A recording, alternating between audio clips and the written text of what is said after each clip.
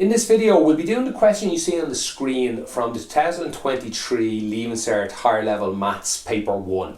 If you're looking for a different question from this paper, there should be a playlist in the description below. And if you're looking for a different paper entirely, have a look on my channel.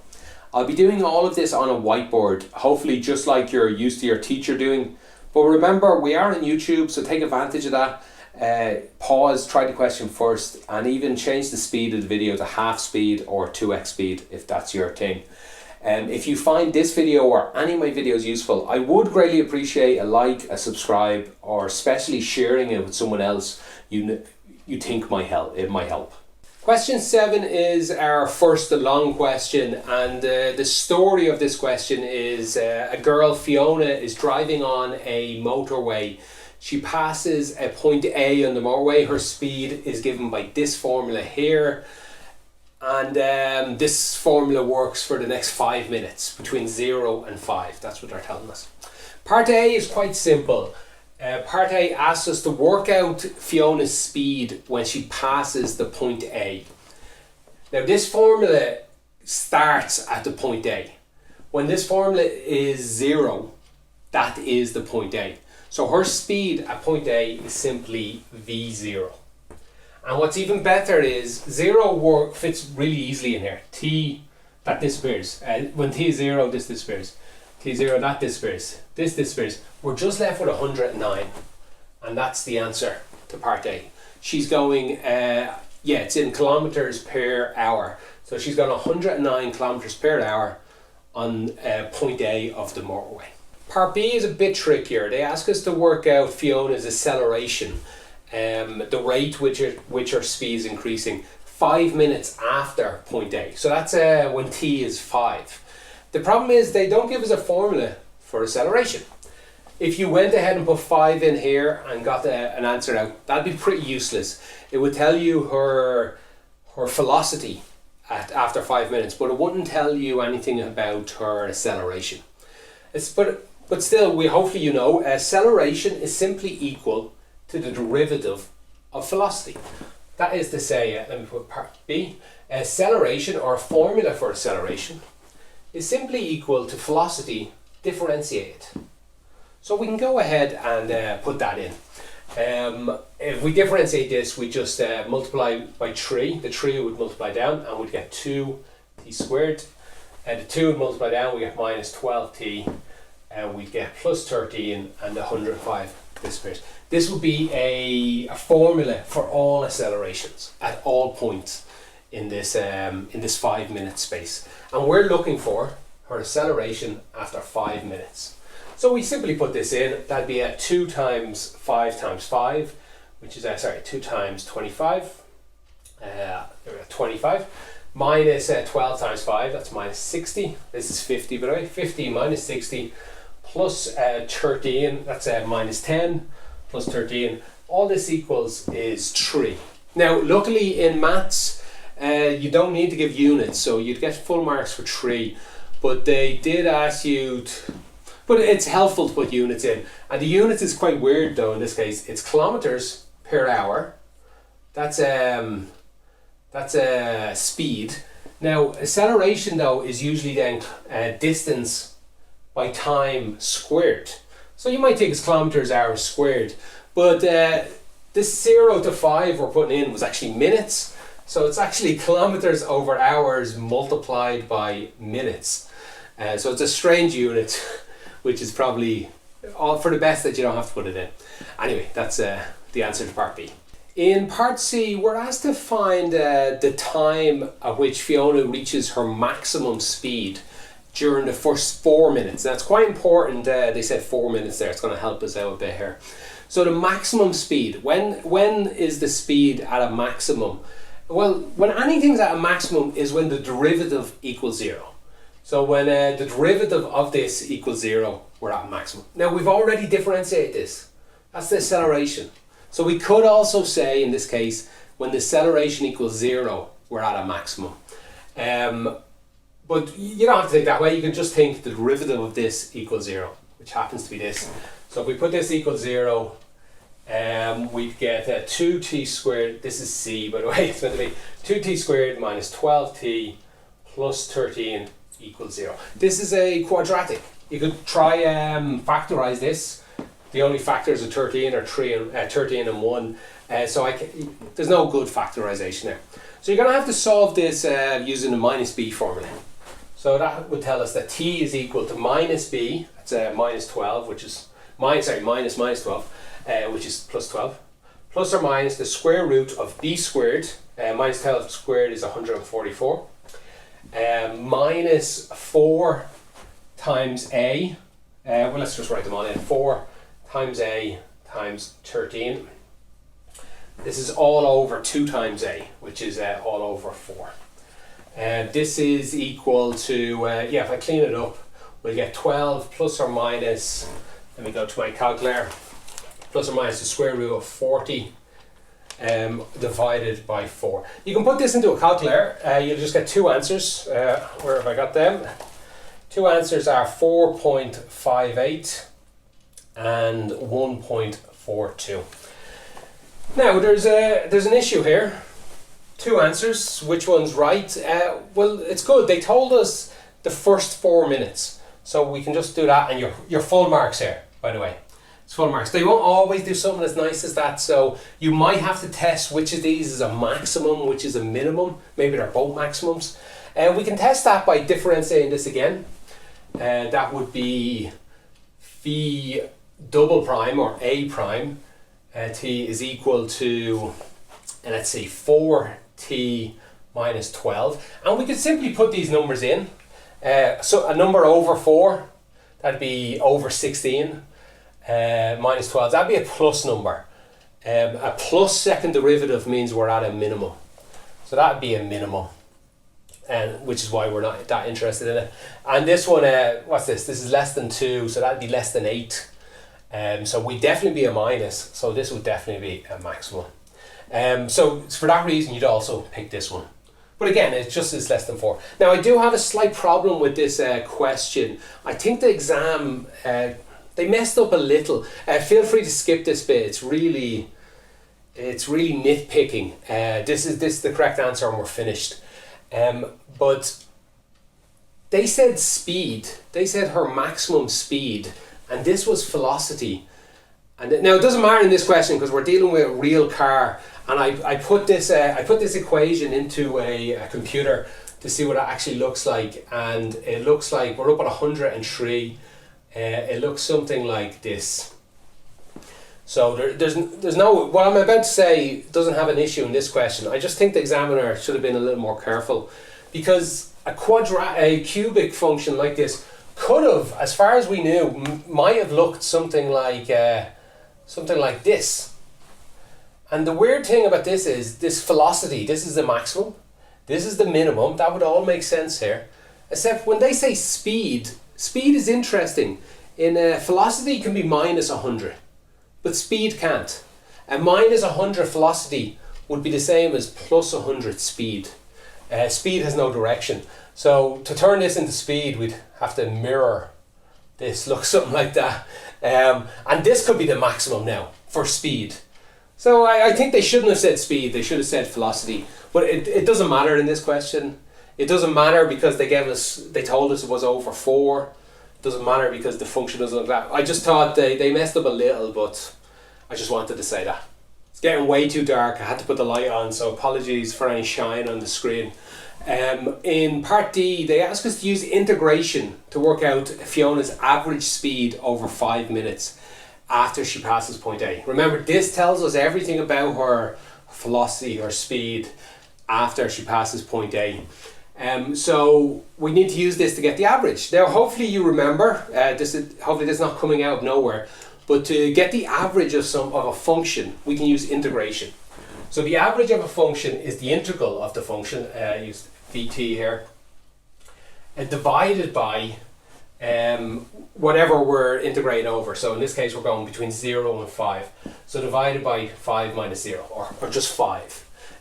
You can think of that like this. Let's see. Yeah, I already had this picture drawn, didn't I, earlier? So something like this. This is 5 over here. Integrating between 0 and 5 is like finding this area. Or you can think of it more like this. It's like finding these multiple towers. And how many towers are there? You can think of there's been 5 units of towers. Now integration turns this into millions. But each tower is still only a width of a smaller and smaller number. But if we add them all up, we still get a total of 5. So this width here is still always 5. So if we add up all of these heights and divide it by 5, we get the average. And that's what integration is doing here. So we just got, again, you don't need to, it'd be good if you remember this, you are taught this. You do need to remember this formula, but this proves that formula. Okay, so let's go ahead and put this in. We get 1 over 5. And then the integral of this is, let's see, that becomes t to the power 4 divided by 4. So that's 2 over 12 minus t to the power 3, and that's 6 over 3 plus 13 over 2 t squared plus 109 t. And, oh sorry, we don't need the integral there anymore. Put in a bracket. And this is still evaluated between 0 and 5. Now the good thing about putting 0 in, they all have a t. So 0 does actually nothing. We can not even bother putting it in. So we're just putting 5 in. So this becomes, don't forget the 1 over 5 out front. This becomes, let's see, 1 over 6. 5 squared is I don't know what. 5, sorry, to the power 4, I mean, I don't know what. Minus 2 times...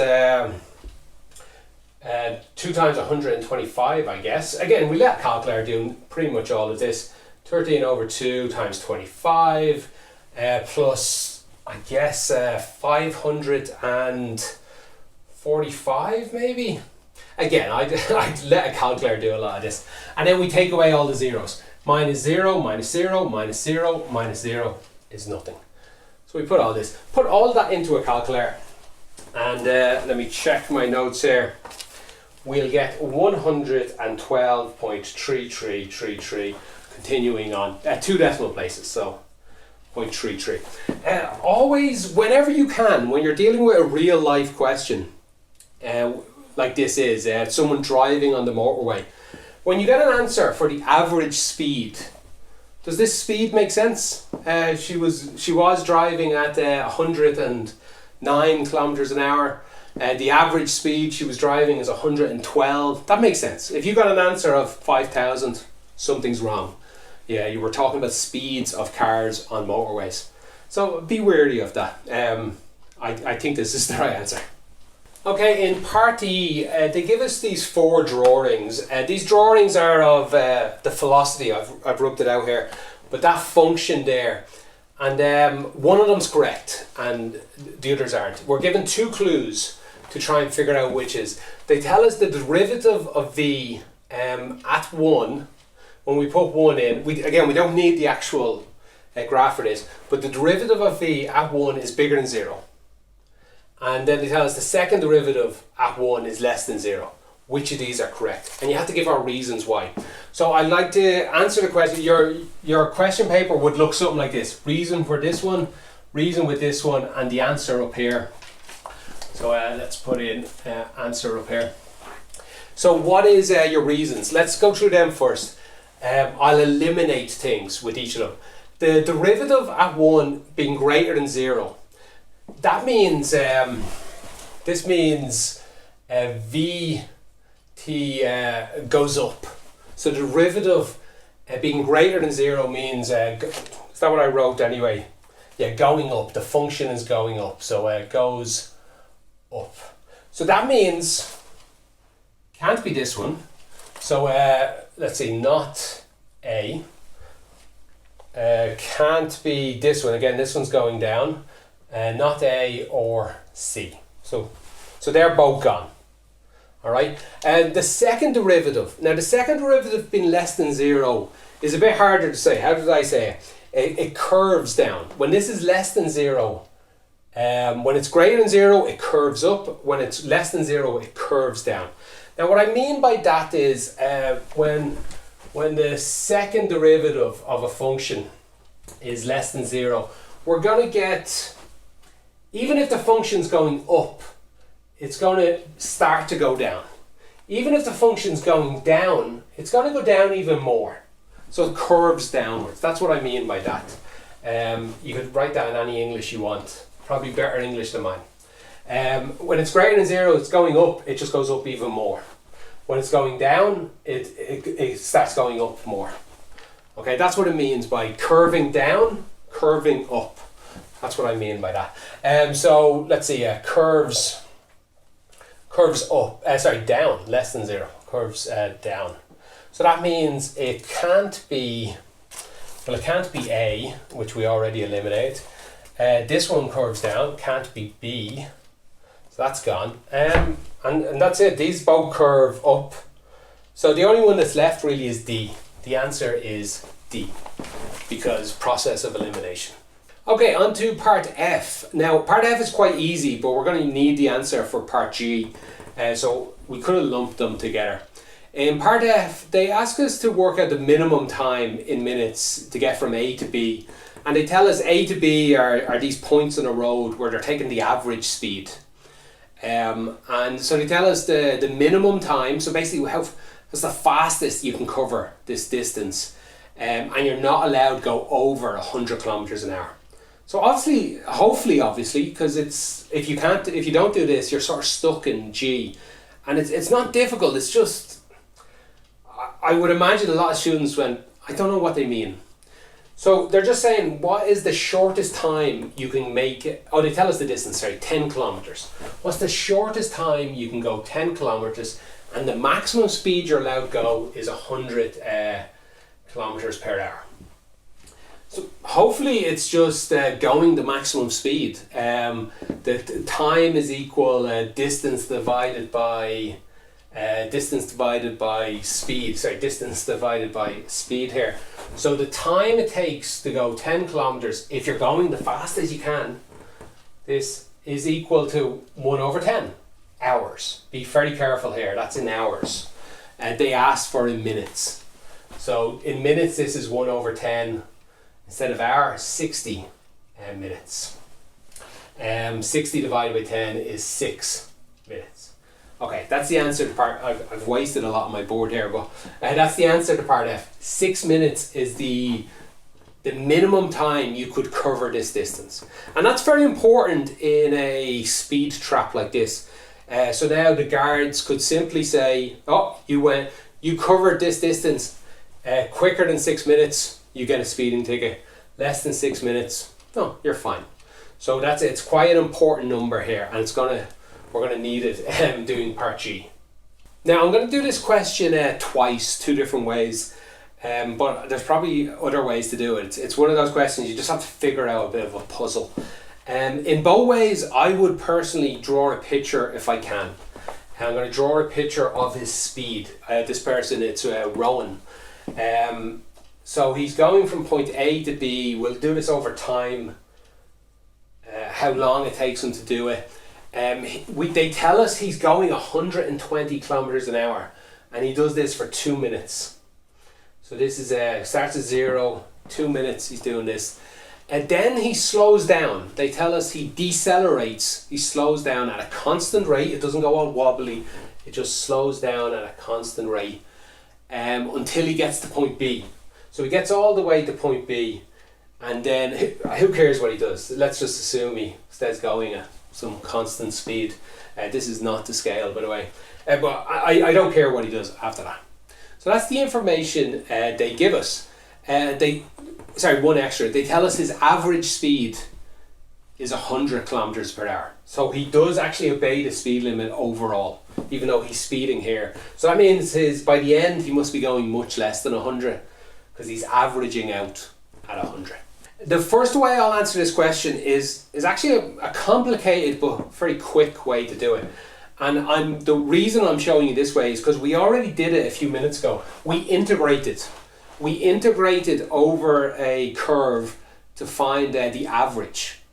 And here they're talking about averages. They tell us he has an average speed of 100 kilometers per hour. So that means this average of this here is 100 kilometers per hour. So I'm going to integrate over this, except it's a bit weird to integrate, isn't it? But remember, integrate is just finding the area underneath. And I can find the area of this shape. I can break it up into a rectangle and a triangle. I can find the area of this. And I just need to divide by the total time. Now that's a bit tricky. What is this total time? And this is again another leap that a lot of students I think might have missed, even though it's quite an easy one. And you need this no matter how you do this question. You need to realise that this number is 6. Have a think why. They tell us his average speed is 100. He averages 100. We already know when you go 100, you do it in 6 minutes. So we know this person travels this in 6 minutes. They go 120 and then they slow down, but they still do it all in 6 minutes. And that's you need that bit of information to carry on. I don't care what he does after. I'll just rub that out. Yeah, find the area of this, because I know the area of this divided by 6 is equal to 100. So that's how I would answer this question. It's quite straightforward. I just need to find the area, and that would equal to 600 then. And we know a lot about this area. The height here is 120. I just don't know what this number here is, so we'll put x in. So this first rectangle is 2 multiplied by 120, which is 240. Plus this bottom rectangle here is, let's say it's 4. It's 4 multiplied by, what height's this? This is 120, this is x, sorry, this is just x. And then finally the triangle is it's 4 base, so it's a half the base, which is 4, multiplied by the height. And the height's just 120 minus x. 120 minus x. And again, I know all this equals 600. I can just get all the x's out. Let's say this is just 2. So there's minus 2x and 4x.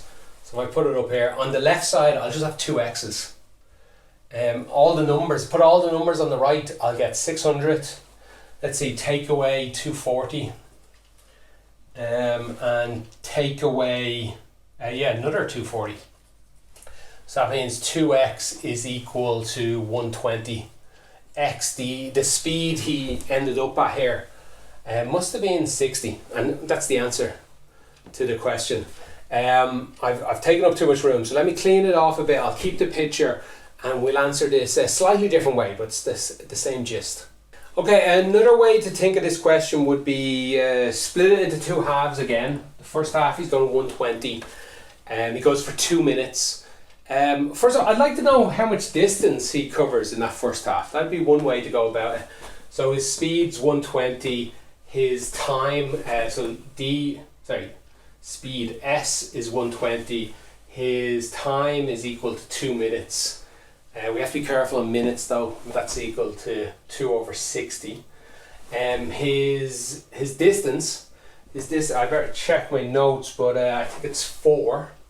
So he covers 4 kilometers in the first part. That means in the second part he covers 6 kilometers. So in the second part his distance must be 6 kilometers. His time, we already know it's 4 seconds. His time is equal to 4 seconds. So we know his speed in the second half. We can work it out from this. 4 minutes. Well, remember that's equal to 4 over 60. If we put this in, we'll get 90, a speed of 90 kilometers an hour. Now that's not what we got earlier. We got 60. But remember what this 90 is. It's the average of this. The average of a straight line is just in the middle. So this is 90. This is let me write it again. This is 120. This is 90. What's this number down here? Well, it's just 60. So that'd be another way to do this question. I see in the marking scheme there's a couple of other methods. I'm sorry, I'm running out of time for this long question. I'm sure there's a few other clever ways to do this. But it did all really revolve around knowing that the time was 6 minutes. You had to recognise this whole time was 6 minutes. Okay, hopefully I answered most of question 7 alright. If you had any problems, if you want any follow-up information, just ask me a question in the comments. I'll do my best to get back to you. Thanks for watching and have a great day.